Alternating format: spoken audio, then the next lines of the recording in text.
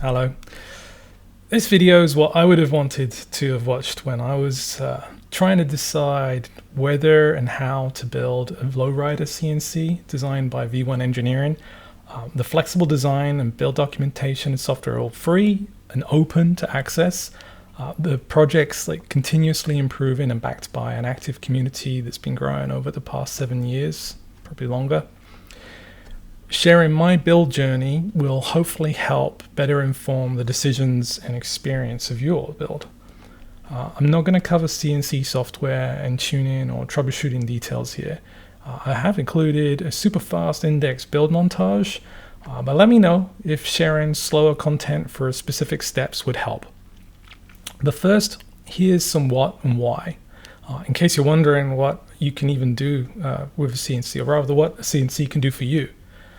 In short, businesses and hobbyists typically use CNCs to cut, carve, drill, surface, finish various materials, like wood's a common one, but also plastics, paper, cardboard, foam, carbon fiber, aluminum, and other soft metals. Here's a link for some things that people are building with their V1E machines. Crazier makers out there are modifying this Cartesian gantry platform to paint, draw, scan, laser etch and cut, or attach plasma torches to even cut steel. It's very flexible. The LowRider3, like other V1E projects, and there are many, is a flexible design that enabled me to build a great CNC that would normally cost 10 times more than the $900 or so that I paid for easy to source materials. I ended up here because I've outgrown my 18-month-old baby-sized Genmitsu CNC, a very popular starter CNC. But after adding the 340 extension, an enclosure, a better spindle, and some other upgrades, I've spent over $630. Yet I'm still stuck with a small size relatively low powered machine that limits and slows the kind of projects that I can do. On reflection, I wish I'd built a V1E MP CNC, or mostly printed CNC, 18 months ago instead. Today though, I think the LowRider3 can be a good fit for the bold and willing among you to actually build as your first CNC. Having some 3D printing experience will definitely help, but it isn't required. Right? Your lowrider can be whatever size you want. Right? 2 foot by 4 foot seems to be common among the community. I built my lowrider large enough to cut full-size 4 foot by 8 foot panels and slabs. Even a cheap, similar-sized commercial CNC would have cost over $10,000. The table alone would probably have cost more than my entire build. Plus, the portable design of the lowrider lets me quickly stow it away or even relocate or repurpose my lowrider onto some other smaller flat surface for different jobs without having to fill the garage the entire time. So now, my lowrider admittedly is not going to be as fast as some of the commercial CNCs out there, but it's powerful and fast enough and capable for my currently planned projects. So for me, it's a good fit. For example, I've saved a bunch of trees from being turned into firewood by the water utility company that chopped them down when they were replacing the neighborhood's water main. Don helped turn the trunks into slabs and lumber for Matt and I to use on the future projects.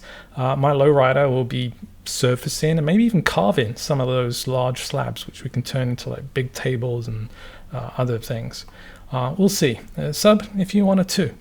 There's a bunch of cheap and DIY CNC projects out there. This isn't the only one. I also considered Maslow, but ended up building lowrider, not just for the name, but mainly because of the accuracy afforded by the design. The community was a huge factor, and the great drama-free, objective reviews of the previous lowrider version by people like Teaching Tech, they also, I think, helped influence me into discovering and deciding to go with this latest version of the project. The active V1E community are constantly creating and sharing mods. For example, my build uses Doug Joseph's neat case for the controller and the TFT screen. V1E sell printed and milled parts for people that don't have time or tools to make them. Fortunately, I was able to 3D print and mill parts before starting assembly.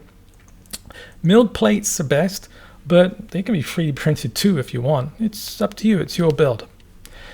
Even better, the designer, Ryan, sells reasonably priced kits and controllers with software already preloaded. So I didn't need to burn time either sourcing parts or burning firmware onto the controller. So yeah, getting the kit saved me a bunch of time at a really reasonable price. So I could just focus on the build, which has been awesome. Cue build montage.